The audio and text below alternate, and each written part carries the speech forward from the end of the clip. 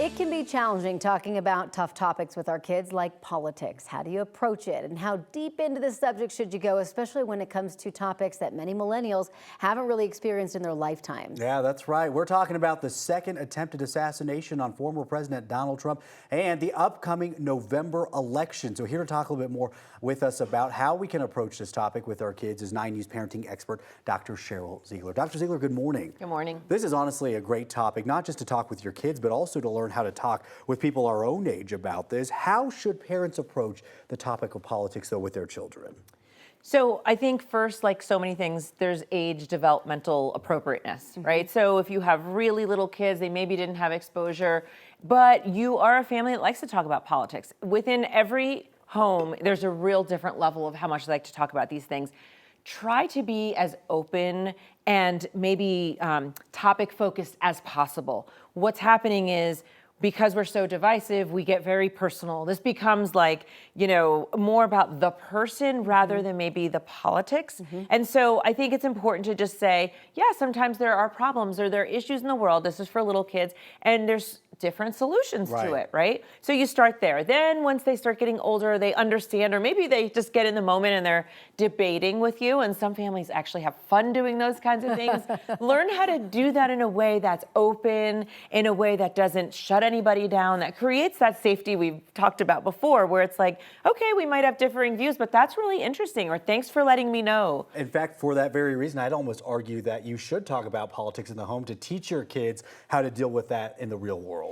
I feel like that is just so hard these days, right? Like to talk within the family about it. And how do you do that with kids without you want them to have their own opinion and make their own decisions, right? Without creating a bias within them? Right. Yes, but what happens, let's be real, is their first opinions typically start with our opinions, right? So whatever the parents have put forth, whatever they think, when you're littler, that's just what you think is true. And what's really cool, I've seen it in my own kids, is they do get older and they start having courses and classes and they start questioning things, or they become even more aligned with you. Like, yes, we were talking about that today. But I would still say on the spirit of that is to say, let's say we are all in agreement about some topic. One of the things to say is let's understand the other side though. Why do you think other people don't believe in this or don't believe in that? And have them think critically. So challenge yourself. Don't just stay in your corner, go, but why do other people? That's empathy. That's having a hard conversation. That's inclusivity. Those are the things we want to get to so we don't get to this hate and violence that we're starting to see. I was just going to ask, because let's be honest, adults are not always the greatest example, especially right now, what we're seeing in this topic of talking about politics. We are seeing political violence start to happen, of course, with the headline over the weekend of a second assassination attempt on former President Donald Trump. How do you work with your kids, though, to have a disagreement without letting that anger grow to the point that you want to get violent or physical even? Yeah, I mean, one of the things, honestly, it really does start with understanding and compassion. You have to understand the other side. And this is what you say to kids.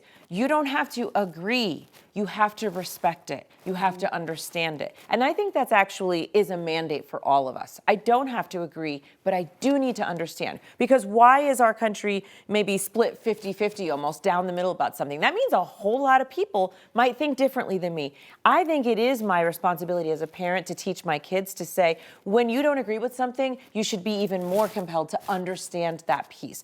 To me, that's like a foundation starting point. And understanding doesn't mean that you agree with that. That's just, because I feel like when people think, well, if I'm working to understand them, then I'm going to change my mind. That's not what we're talking about. Not at all. Not at all. I love how we center this around how do you talk to your kids, but really this is great information for everyone right now in the season that we're in. Well, fall. No. I was going to say, you should come back and teach us how to debate about, fall and summer lovers. Yes, because that is quite contentious right now, let me tell you.